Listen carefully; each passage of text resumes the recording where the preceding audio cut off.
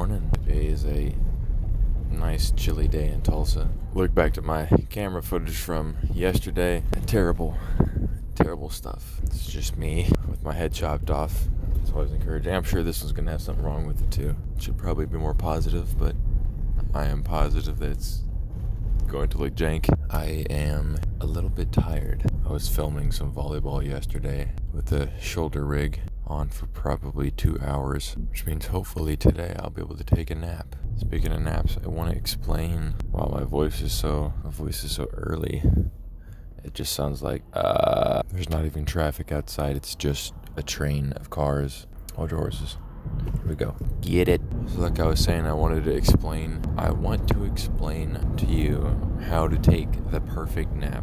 I did this in college. I got it down to a science that worked for me. So here's the problem with naps. You either sleep for very little time and are very little rested, or you end up sleeping for a whopping 4 hours, which is a quarter of the waking day or an eighth of your entire day. So you have to find the perfect time. Now you also have to control how much sleep you get. If you fall into too deep of a sleep, you're in it for the long run. But if you don't fall asleep enough, you're just closing your eyes in the middle of the day. That's not really a nap. So here's what I did. I would start with 13 minutes. I would lay down 13 minutes. Here's an important part. An important part is you need to be comfortable. You think, oh, I'm just gonna nap real quick, it doesn't matter. No, you gotta be comfortable. Not too comfortable. You can't be like in the sheets, head on the pillow, bed heater on, maybe fan on. No, you just gotta be comfortable enough to rest is what you're doing. So for me, I just wore my clothes, that's fine, and I laid on my little couch. And when you get that itch, when you're just about ready to fall asleep and you get that itch on your arm, you're like, do I scratch it? Do I not scratch it? If I scratch it, it's gonna wake me up. If I don't, then I'll still need to scratch it. Remember, thinking is the opposite of sleeping. So go ahead and scratch it and then go to sleep. Even if it takes you many times, that's just an unfortunate day of naps for you. It's just unfortunate. You won't always have an itchy arm unless you have itchy arm syndrome. I don't know if that's even a syndrome, and I don't know if that's a thing. Okay, so be sure to get all those little ticks out of your system. If you're thinking, that is not resting. So I'm a thinker. I'm sure a lot of other people are a thinker. Hold on, I'm merging. Like I said, I'm a thinker. I think a lot of you guys are also thinkers. So if your mind is filled with many things to do, many different ideas, many different stuff just bouncing around in there like mine does all the time, take like 2 minutes, a piece of paper or your phone or something, and write down everything that comes to your mind, like everything. And when you do this, you're taking what's in your head and you're putting it on paper. The goal is to not have things in your head, because you cannot do that and sleep. So you will wake up, then you can remind yourself what you have on the paper, and you can resume your day-to-day life. But for that short period of time, you need to be able to completely just clear your mind so you don't have to think about all your stuff, because it's gonna slow you down when you're trying to think. So write it down. If you keep it close by and you start your little nappy poo, and you start thinking of things, just wake up, write it down, and then stop thinking about it. You will think about it later. Don't tell yourself you're not going to think about it ever again, because your mind's going to want to latch onto it. You just think about it. Oh, there it was. And you write it down, and then you don't have to think about it. You're relying on the paper. This is a good thing, too, because when you wake up and you look at your paper and you realize how much crap you were thinking about and how much terrible things you were thinking about, you can just scratch those off and not remember them again. Okay, that was kind of a side tangent. So 13 minutes, that was my first nap. It was I sleep on my side, so it was 13 minutes, flip, 9 minutes, or sometimes 7. 13 minutes, 7 minutes, then I would flip, and I keep flipping sides because it keeps me from getting too much into the REM stage of sleep. So I do 13 minutes, 7 minutes, 5 minutes, 3 minutes, 1 minute, and then another 1 minute. But that last 1 minute was on my back to keep me closer to awakeness. Oh, this talk about sleep is making me sleepy. -5 points if you yawn, by the way. So I don't know how long that nap is.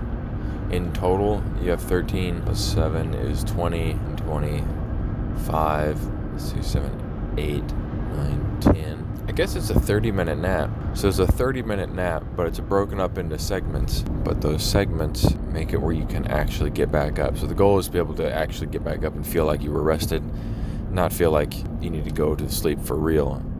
And you don't need to feel like you just closed your eyes, because closing your eyes, you can just do that anywhere. Here's another side tangent. When I was younger, I always slept with a fan on, and it wasn't for airflow, it wasn't for temperature, it was for noise. I think a lot of people do that. Nothing wrong with it.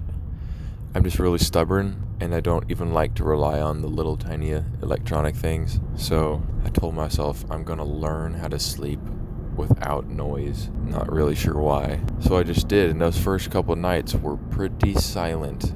Almost scary, but now it's quite nice. I don't know that I would recommend that to people, but I don't know. That's a weird quirk of mine. And this is actually a funny story. When I was in college, we had our desks bunked underneath of our beds in order to save space. And me being one of the tallest, hold on, I'm merging. And me being one of the tallest means that I got the top bunk. Well, we all had top bunks, all of us. But I raised my bunk so close to the ceiling. I mean, like 1.5 feet from the ceiling, from where my bed was. So when I crawled up there, it was like splunking in a cave, but it was way up there. I didn't realize I did this, but when I used to wake up, lift my head, lift my body, and kind of jump a little bit to turn off my alarm. I would like kind of launch myself out. Well, when there's a ceiling in front of you, you're gonna hit that ceiling, and I did multiple times, waking up my roommates with the sound of my head beating against the ceiling. I never lowered it. My body just said, hey, you can't keep doing this, you're gonna die. So it learned not to jump and vault itself whenever it wakes up until I understand where I'm at. Also wouldn't recommend that. But again, another quirk. You guys ever just sleep somewhere else and wake up to the sight of a wall at an angle in a place that you have no idea where you're at? I don't really know what kind of feeling that is. I don't know if it's a good or a bad feeling. You just wake up and you're staring at a wall and you're like, I don't know that wall. And then it takes you a little while and you're like, oh, I know where that wall is. I know where I'm at. It should probably be more concerning that it is. The worst time is when it's your own house. You ask yourself where you're at, and you know where you're at, but your brain doesn't. I don't know how your body can wake up before your brain, but I feel like it does sometimes. And sometimes I feel like people's bodies are always awake and their brains never wake up. And those are the people we're driving with. And remember, kids, click it or ticket. There's wild ones on the loose out here. So maybe you could give it a try. Maybe you could try a little nappy nap today. Get your alarm. You set it for what it needs to be, and you just keep frying one side and the other, just back and forth. You're a patty. You are a hamburger patty, and you're cooking your sleep up. You're cooking up some good sleep, and I'm curious. I am curious to know how it goes, because it worked for me. Still does. Maybe you have to alter the numbers a little bit. Maybe you have to try something a little bit different, but if you try it, I would be curious to know how it goes, so let me know. Man, I am crawling on this road. I am 1 minute late to my car, and all the traffic is completely different. It goes from hardly any traffic to New York in 1 minute. I hope I'm still in the camera. I hope I'm in focus, but there's a good chance I won't be. Man, there are 2 scissor lifts in front of me on this trailer. What I wouldn't give to have a scissor lift. I don't know why I want one. I don't know what I would even use it for, but it'd be pretty cool though. Drive around in that thing. Sounds like no